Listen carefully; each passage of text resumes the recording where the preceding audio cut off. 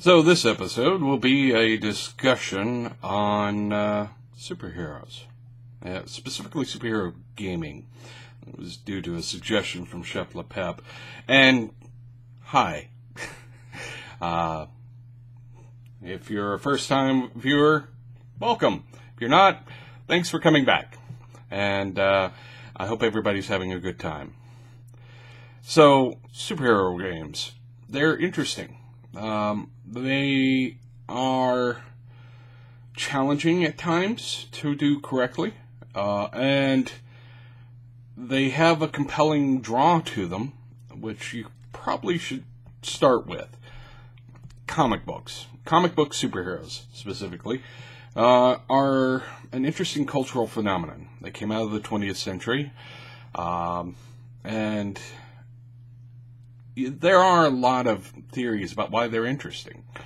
One of the more common is that there is a power fantasy component, and that's true for the most part. There is a power fantasy component to it, but that's not what really keeps them compelling. What has kept people coming back to them for, decades now, because there are all sorts of power fantasies out there. They could simply move on.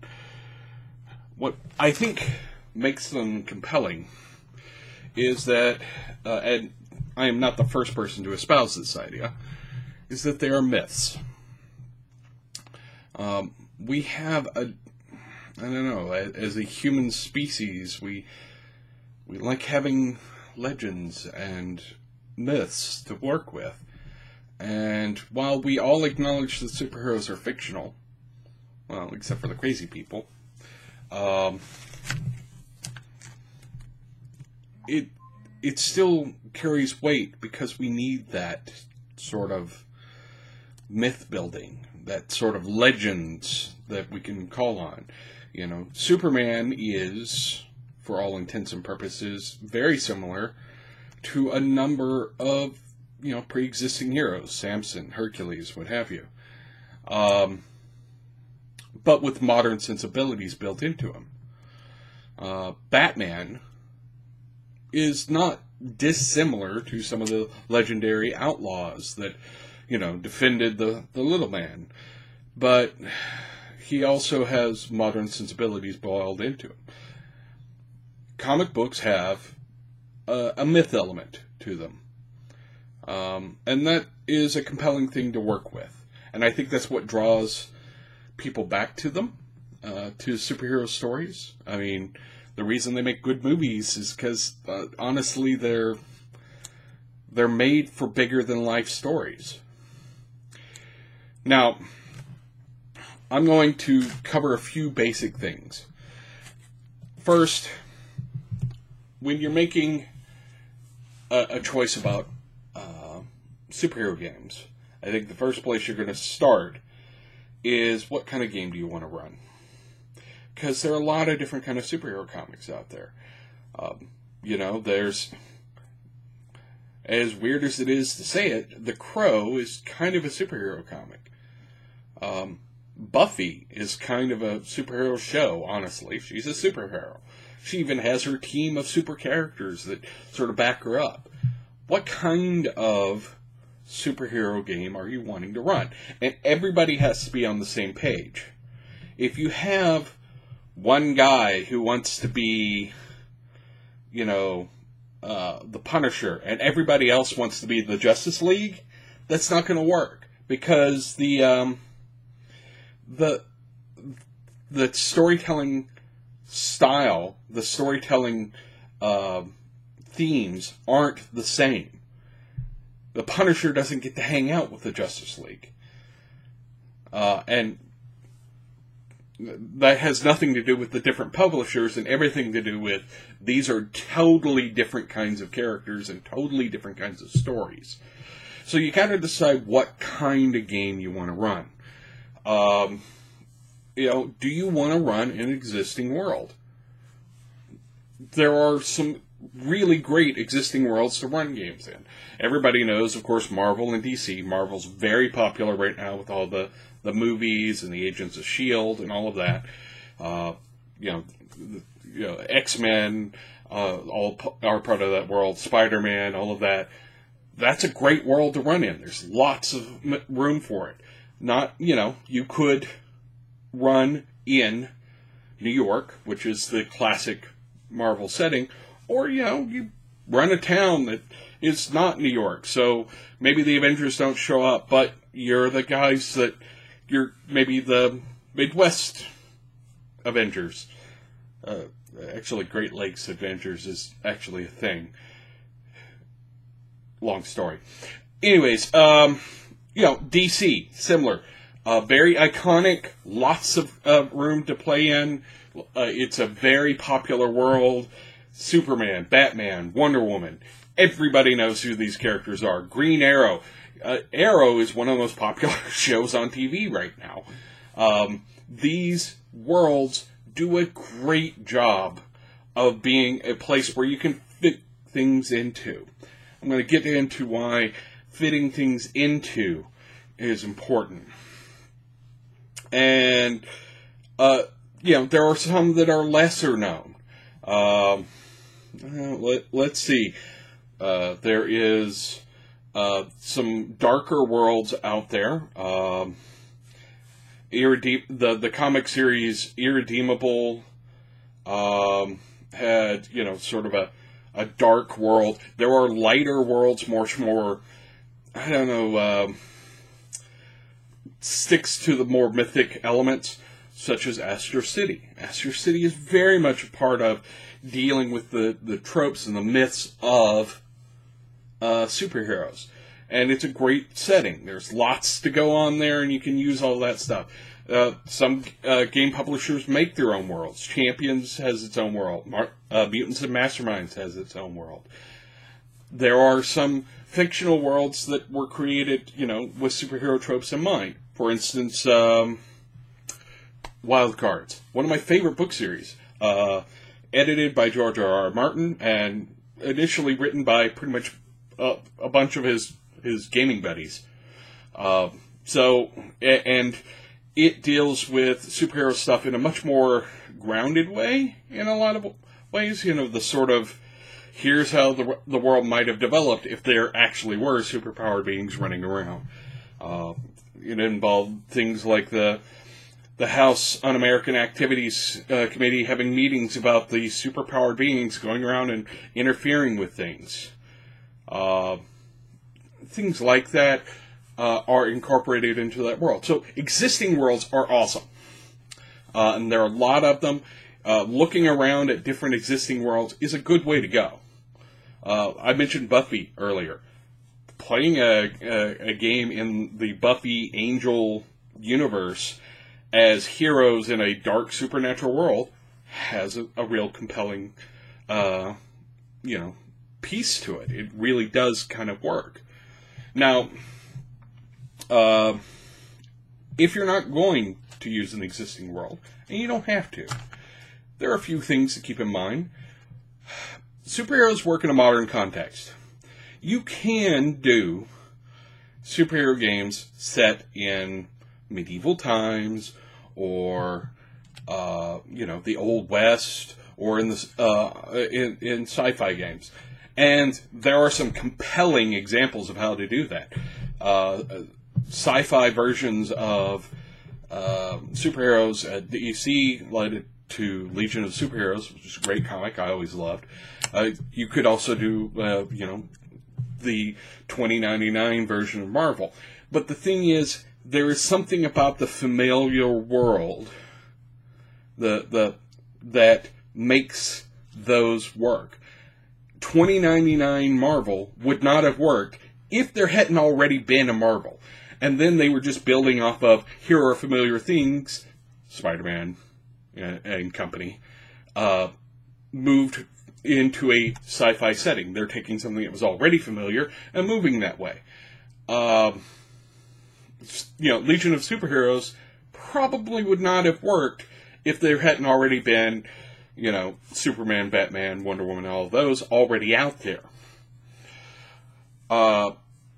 Context of the setting the context of the world that you're dealing in as familiar and then taking it into extraordinary realms is very much a superhero thing. One of the classic comic worlds that I've always liked was New Universe, which started out as, this is your world, and this is the point in which it turned. The white event, when big flash in the sky and suddenly a bunch of people had powers. And it goes sideways from there. Starting at a point of familiar context is important to the superhero myth in building a new world. Like I said, you can do the other things, but you need to have something to ground it. Otherwise, it's not really a superhero game. It's something else. Don't be afraid to go insane. And what I mean by that is, don't be so interested in keeping your world so grounded that everything has to make sense. That everything has to be, explained, and everything has to be completely believable. Yes, you start with a familiar context, but then you add the weirdness. You add the magic, or the super tech, or the alien invasion, or what have you, that makes it unusual and the extraordinary to appear. Scale. The scale is interesting. It's a decision you have to start with. Do you want a street-level campaign where all the criminals are, street thugs, and maybe somebody who's a little more above the street thugs, like Daredevil is a good example. Daredevil is a street-level character. His villains are thugs, drug dealers, and, when he steps up above that, he will end up with more scale to him. Bullseye, Kingpin. Those are characters that are much more to his scale. So decide the scale you want to have for the campaign. Now, to go the other direction, because, I don't want to spend too much time just talking about the campaign worlds themselves. Making characters. Making characters in a superhero game, well, you got to start with understanding how superhero characters work and how superhero characters don't work. Now, first thing, don't make existing characters. There are some people that will disagree with me on this one. Okay? I'm going to say that up front. People are going to disagree with me on this one, and I understand that. Existing characters already have their story planned out for them. And it might be interesting to be that guy for a little while, but ultimately it's somebody else's thing. It's not yours. So that's a part of why you shouldn't make existing characters. So, you don't want to play Superman in a DC game. You want to play a guy who looks up to Superman, who's run into Superman, who fights some of Superman's villains, but is his own character. Like I said, there are going to be people who disagree with me on that one, and I accept that. That's my personal view. Playing some other character, even really mythic and iconic characters like those, is less compelling to me because they're not mine. They're not part of me. And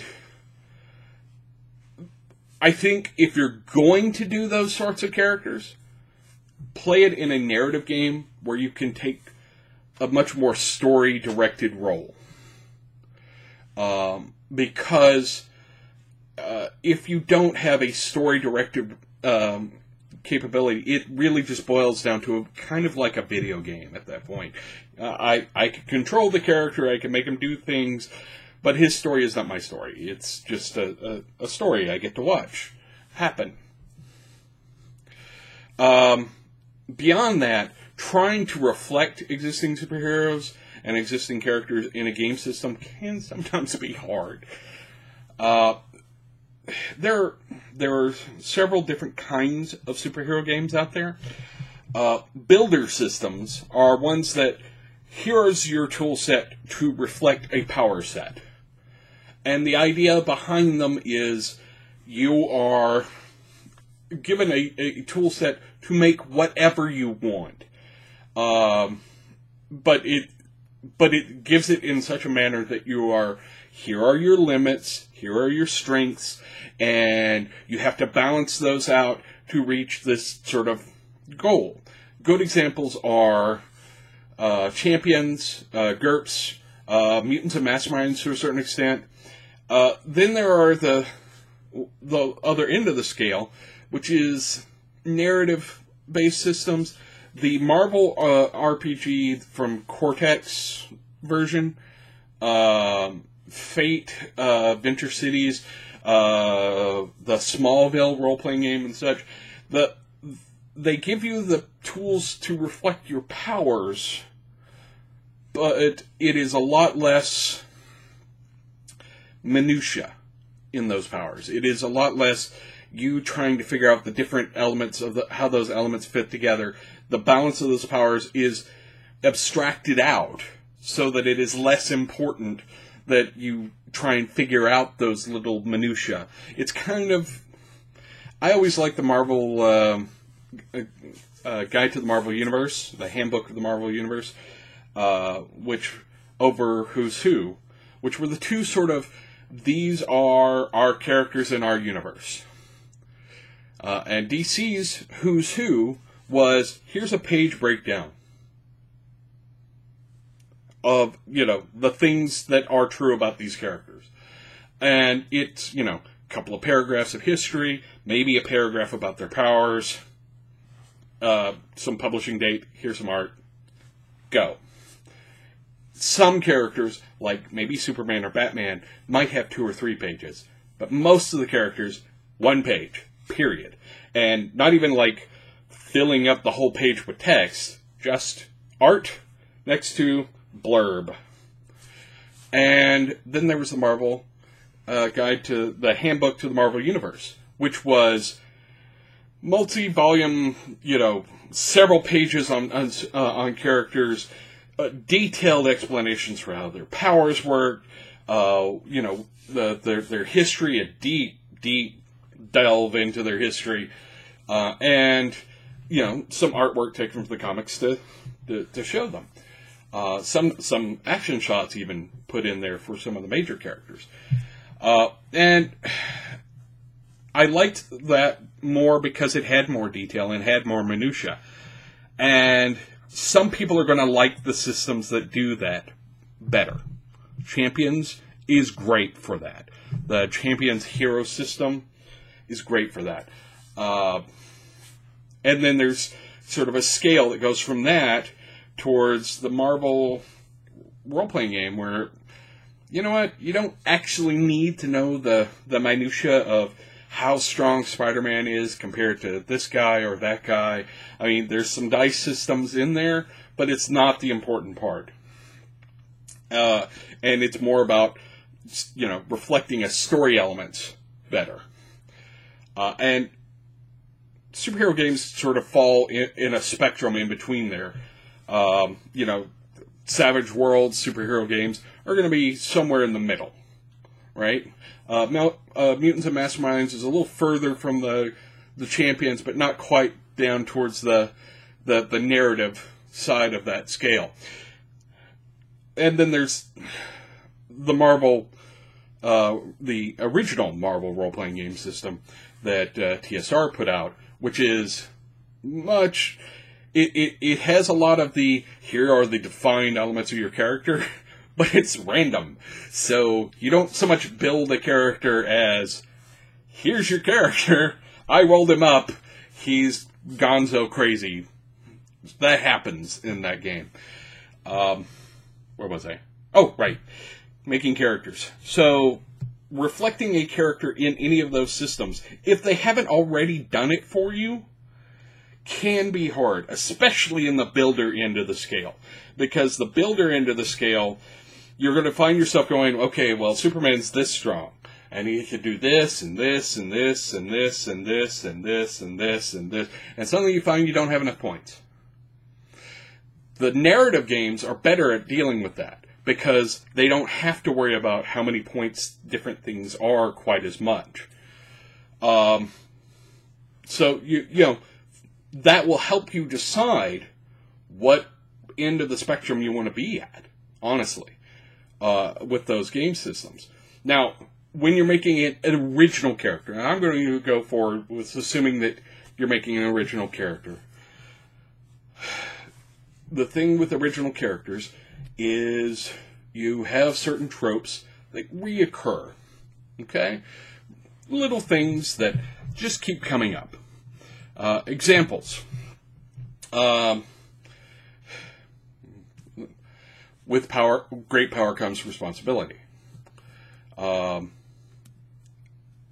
These are going to be story elements, but they should be sort of driven in to the existing character. For example, I may have the power to control the weather, but what do I do with that power? You know, do I help the crops in Africa? Why am I not doing that? Don't I have a responsibility to help people? So playing with those themes is important. Sometimes your powers aren't that great, you know. Sometimes you're not Superman. But you do have powers, and with those powers comes a responsibility of being able to do something about it. This is a classic discussion about foreign policy. The United States has the strongest military in the world. So when groups like, say, ISIS act up, don't we have a responsibility to step up and say, no, you can't do that? There are some who will say no.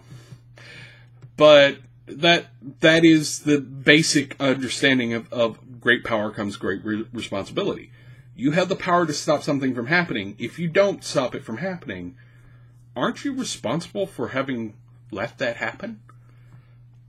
And that's a deep philosophical discussion that I'm not going to get into right now. But it's central to the superhero myth.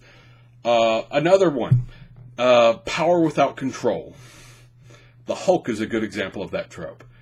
He has huge amounts of power and not much control over it. And that makes him as much a threat as a hero.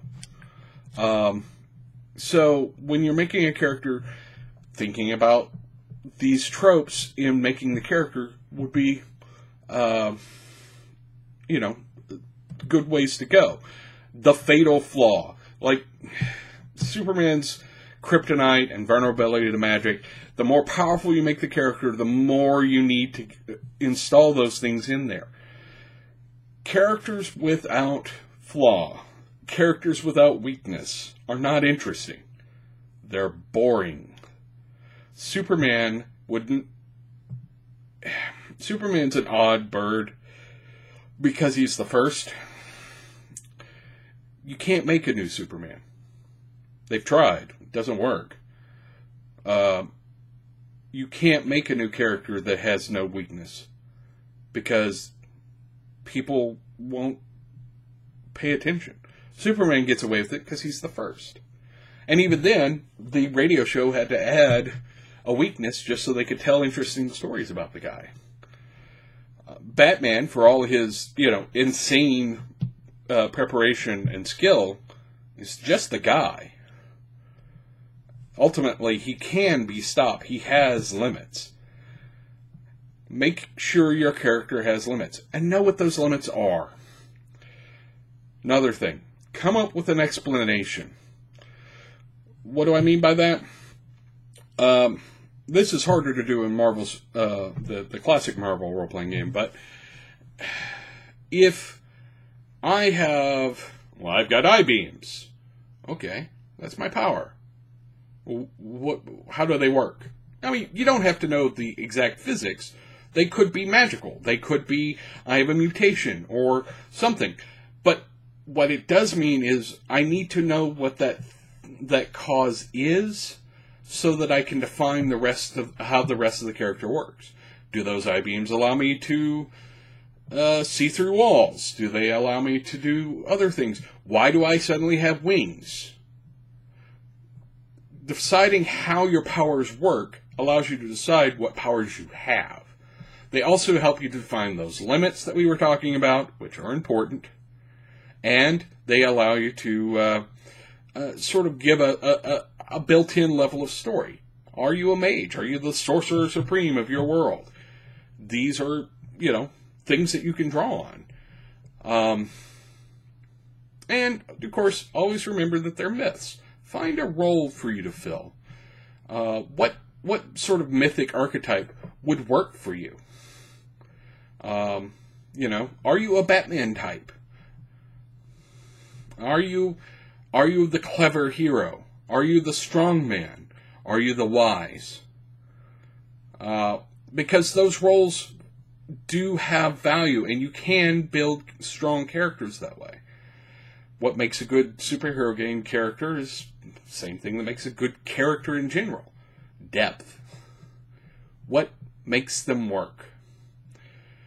A few other things that you might look at. Let's see. Family is your weakness. This is a classic. So, as much as Kryptonite is Superman's weakness, so is Lois Lane.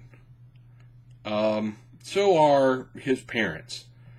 And I mean that in the sense that, I might not be able to hurt you, but I can hurt the people around you. I can hurt the people that I care about. So you have to make sure that, the reason that there are secret identities is to protect these people. To protect the people that, if they got found out, would be hurt.